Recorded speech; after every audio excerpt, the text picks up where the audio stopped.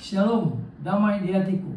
Kembali berjumpa dengan saya Pendeta Jonathan F. Lupulalan pada hari Minggu tanggal 23 Februari tahun 2025. Mari kita minta pertolongan Roh Kudus untuk pembacaan dan pemberitaan firman Allah. Mari berdoa. Tuhan Yesus, kami mau membacakan dan menyampaikan firman-Mu. Urapilah hamba-Mu dengan kuasa Roh Kudus-Mu, dan para pendengar yang akan mendengarkan firman Allah, Tuhan juga memberi penerangan melalui Roh Kudus. Berfirmanlah karena kami sudah siap untuk mendengarkan firman-Mu. Dalam nama Yesus kami berdoa. Amin. Mari kita baca firman Tuhan yang diambil dari Kejadian pasal 4 ayat yang ke-7 bagian B dan ayat yang ke-15 yang berkata begini. Dosa sudah mengintip di depan pintu. Ia sangat menggoda engkau, tetapi engkau harus berkuasa atasnya. Kata Kain kepada Habil adiknya, marilah kita pergi ke padang. Ketika mereka ada di padang, tiba-tiba Kain memukul Habil adiknya itu, lalu membunuh dia. Ayat 15.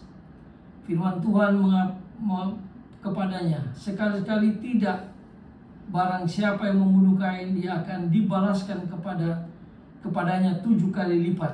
Kemudian Tuhan menaruh tanda pada Kain, supaya ia jangan membunuh, supaya dia jangan dibunuh oleh barang siapapun yang bertemu dengan dia. Demikianlah firman Allah yang berbagai tempat mendengar dan melakukan firman Allah.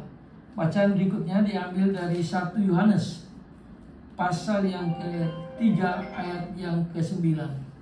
Setiap orang yang lahir dari Allah tidak berbuat dosa lagi. Demikianlah firman Allah. Saudara-saudara yang saya kasih dalam Tuhan Kristus, tema kita pada hari Minggu ini adalah dosa melahirkan dosa. Kasih Kristus melahirkan pengampunan. Nah, jemaat yang saya kasih dalam Tuhan Kristus, dosa manusia pertama berlanjut dengan dosa pembunuhan, yaitu Kain membunuh Habil. Lalu Kain dihukum, tetapi Allah tetap mengasihi dan memberikan satu tanda pada dirinya. Tanda apa itu? Tanda itu berupa janji, yaitu siapa saja yang akan membunuh Kain akan dibalaskan kepadanya 7 kali lipat. Kemudian Tuhan menaruh tanda pada Kain supaya ia jangan dibunuh oleh siapapun saja yang bertemu dengan dia. Tuhan tetap memberikan tanda kasih-Nya kepada Kain. Nah, saudara-saudara yang saya kasih dalam Tuhan Kristus, kehadiran Tuhan Yesus di dunia ini merupakan tanda kasih dari surga bagi manusia. Bayangkan aja, Kristus yang hidup di surga, dia rela mati datang ke dunia untuk menyelamatkan manusia, untuk mengampuni dosa manusia.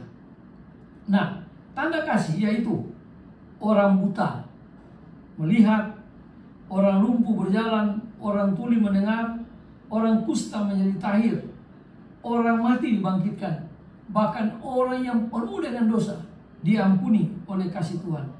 Namun kembali lagi, orang-orang Farisi tidak percaya akan masih meminta tanda dari surga.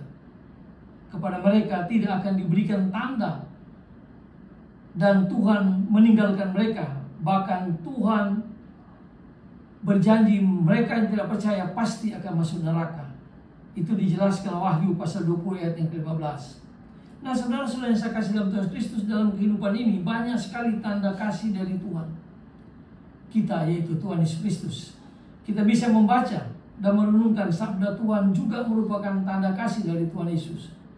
Kita sehat dan kita kuat di saat sakit dan kesulitan juga merupakan tanda kasih dari Tuhan. Itulah sebabnya marilah kita bersyukur karena Tuhan selalu memberikan tanda kasih kepada kita, dengan Dia mau supaya kita memiliki kasih Kristus yang sangat dalam, yang sangat lebar. Seperti yang dijelaskan di dalam Yohanes pasal 13 ayat 32-34, yaitu kasih merupakan perintah daripada Tuhan Yesus. Nah, biarlah kita meninggalkan dosa supaya kita tidak melahirkan dosa. Tapi marilah kita menerapkan kasih Kristus untuk melahirkan pengampunan. Tuhan Yesus mengatakan 1 Yohanes pasal 1:9, jika kita mengaku dosa kita, maka Tuhan Yesus akan mengampuni kita dan menghapuskan segala kejahatan kita dari muka bumi ini. Itulah sebabnya mari kita bertobat dan kita melahirkan kasih, bukan melahirkan dosa. Mari kita tunduk kepala kita berdoa.